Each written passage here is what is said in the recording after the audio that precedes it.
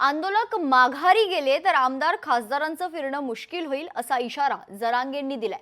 तसेच ज्या मराठ्यांच्या कुणबी नोंदी सापडलेल्या आहेत किंवा ज्या मराठ्यांच्या कुणबी नोंदी सापडलेल्या नाहीत त्यांची पोटजात उपजात म्हणून आरक्षण द्या, आरक्षण देताना सरसकट शब्दच वापरू नका असा नवा सल्ला मनोज जरांगे यांनी सरकारला दिलाय।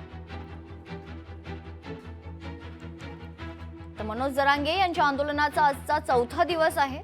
आंदोलक जर माघारी गेले तर आमदार खासदारांचं फिरणं मुश्किल होईल असा थेट इशारा मनोज जरांगे पाटलांनी दिलाय। तसेच ज्या मराठ्यांच्या कुणबी नोंदी सापडलेल्या आहेत किंवा ज्या मराठ्यांच्या कुणबी नोंदी सापडलेल्या नाहीत त्यांची पोटजात उपजात म्हणून आरक्षण द्या, आरक्षण देताना सरसकट शब्दच वापरू नका असा नवा सल्ला देखील मनोज जरांगे पाटील यांनी दिलाय।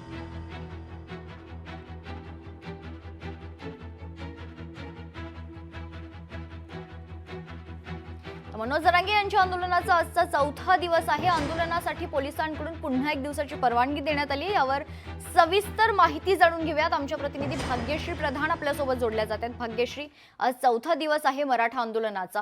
खरं तर मनोज जरांगे यांना आता अशक्तपणा जाणवू लागलेला आहे, चालण्यासाठी त्यांना आधार घ्यावा लागतोय। भाग्यश्री, नक्कीच मेघना, आपण जर बघितलं तर मनोज जरांगे पाटील यांच्या आंदोलनाचा आजचा चौथा दिवस आहे। कालपर्यंत ते पाणी पित होते, मात्र आजपासून त्यांनी पाणी पिण्यास देखील नकार दिलेला पाहायला मिळतो। एकंदरीत जर बघितलं तर त्यांची तब्येत जी आहे ती अत्यंत नाजूक झालेली आहे, त्यामुळे आता त्यांना चालणं देखील अशक्य कालपर्यंतच होत होतं। आज जर पाणी सोडलं तर आणखीन अशक्य होणार आहे।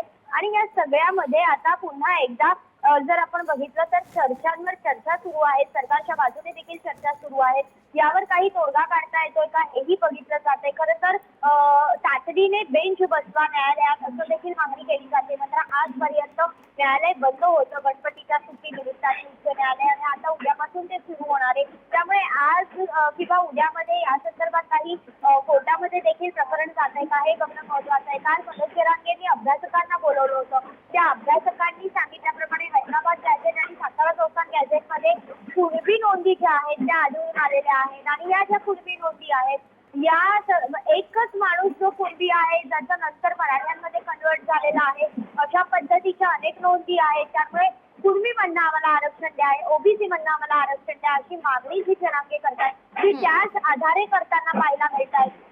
आपण जर बघितलं तर अनेक या 2 ते 3 दिवसात अनेक नेते त्यांना येऊन भेटून गेलेत, मात्र अनेक जण येऊन भेटून गेले असले तरी जो कायद्याच्या चौकटीतला प्रश्न आहे तो कायद्यातच बसून सोडवावा लागेल।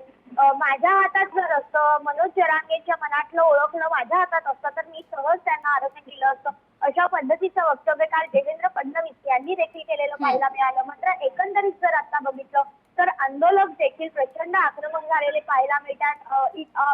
संपूर्ण मुंबईभर हे आंदोलक पसरलेले आहेत, प्रचंड त्यांना देखील त्रास होताना पाहायला मिळतोय। मात्र त्याचबरोबर मुंबईतल्या नागरिकांना देखील हळूहळू आता त्रास सतावताना पाहायला मिळतोय। एकंदरीत जर बघितलं तर काल त्यांना खाण्यापिण्याची रसद देखील पुरवण्यात आलेली होती। मात्र हे सगळं जरी असलं तरी मुंबईची अवस्था देखील अत्यंत वाईट होते या सगळ्यामुळे। आज जर असं झालं नाही तर आंदोलन अधिक तीव्र होण्याची देखील शक्यता वर्तवण्यात येते।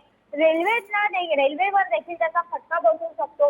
खरं तर 5 दिवसांच्या गणपती बाप्पांचं विसर्जन कालच झालेलं आहे, त्यानंतर आज अनेक जण जे आहेत ते पुन्हा एकदा कामावर रुजू होतील आणि त्यानंतर अशा पद्धतीने जर मुंबई जाम झाली तर अधिक त्रास होऊ शकतो। आणि त्यामुळे लवकरात लवकर जरांगेंबरोबर मार्ग काढा, तोडगा काढा, सुवर्ण मध्य काढा अशा पद्धतीची मागणी सातत्याने जोर धरताना पाहायला मिळते। मेघना, निश्चित धन्यवाद भाग्यश्री आपण दिलेल्या सविस्तर माहितीसाठी। लोकशाही मराठी ऐका, पहा, जागरूक रहा।